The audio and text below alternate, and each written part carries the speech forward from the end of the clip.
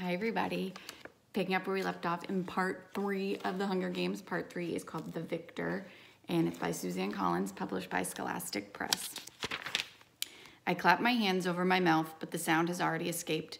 The sky goes black, and I hear a chorus of frogs begin to sing. Stupid, I tell myself. What a stupid thing to do. I wait, frozen for the woods to come alive with assailants. Then I remember there's almost no one left. PETA, who's been wounded, is now my ally. Whatever doubts I've had about him dissipate, because if either of us took the other's life now, we'd be pariahs when we return to District 12. In fact, I know if I was watching, I'd loathe any tribute who didn't immediately ally with their district partner. Besides, it just makes sense to protect each other. And in my case, being one of the star-crossed lovers from District 12, it's an absolute requirement if I want any more help from sympathetic sponsors. The star-crossed lovers. PETA must have been playing that angle all along. Why else would the game makers have made this unprecedented change in the rules? For 2 tributes to have a shot at winning, our romance must be so popular with the audience that condemning it would jeopardize the success of the games. No thanks to me. All I've done is manage not to kill PETA, but whatever he's done in the arena, he must have the audience convinced it was to keep me alive. Shaking his head to keep me from running to the cornucopia, fighting Cato to let me escape, even hooking up with the careers must have been a move to protect me. PETA, it turns out, has never been a danger to me. The thought makes me smile. I drop my hands and hold my face up to the moonlight so the cameras can be sure to catch it. So who is there left to be afraid of? Foxface? The boy tribute from her district is dead. She's operating alone, at night, and her strategy has been to evade, not attack. I don't really think that, even if she heard my voice, she'd do anything but hope someone else would kill me. Then there's Thresh. All right, he's a distinct threat. But I haven't seen him, not once, since the games began. I think about how Foxface grew alarmed when she heard a sound at the sight of the explosion. But she didn't turn to the woods. She turned to whatever lies across from it, to that area of the arena that drops off into I don't know what. I feel almost certain that the person she ran from was Thresh, and that is his domain.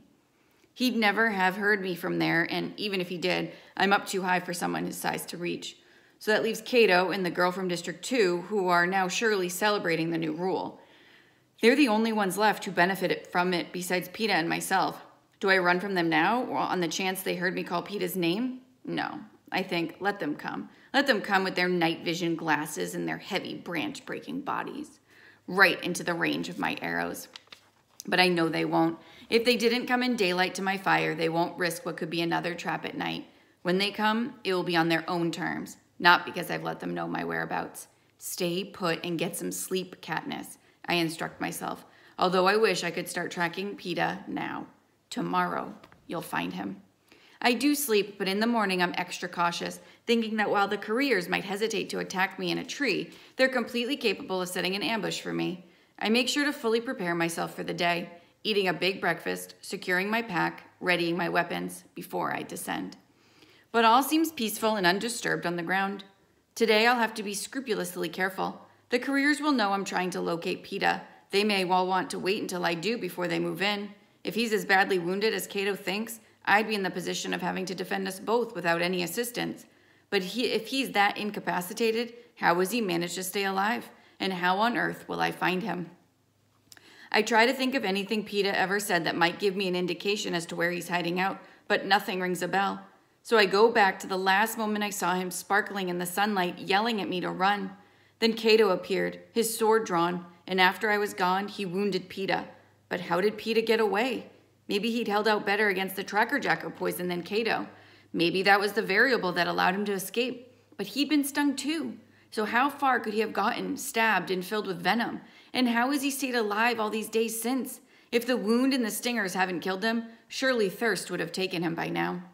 And that's when I get my first clue to his whereabouts.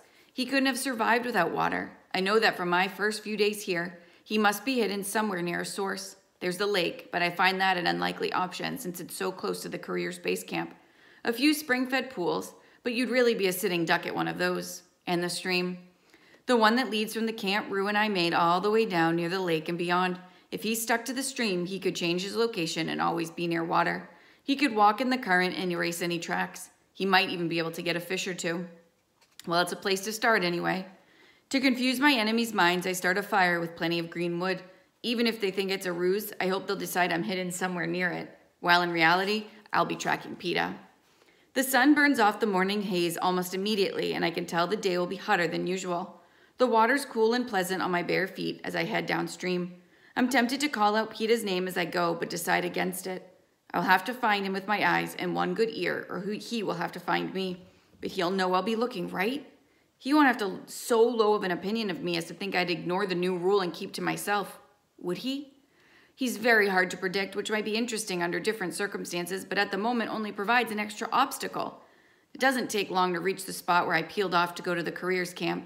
There's been no sign of Peeta, but this doesn't surprise me. I've been up and down this stretch 3 times since the Tracker Jacker incident.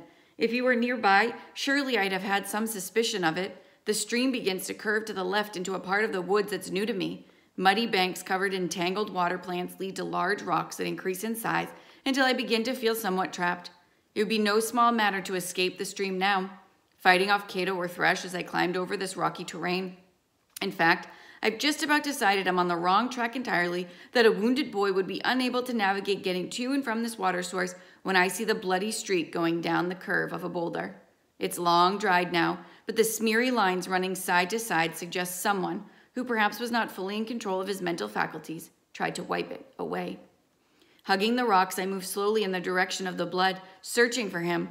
I find a few more bloodstains, one with a few threads of fabric glued to it, but no sign of life.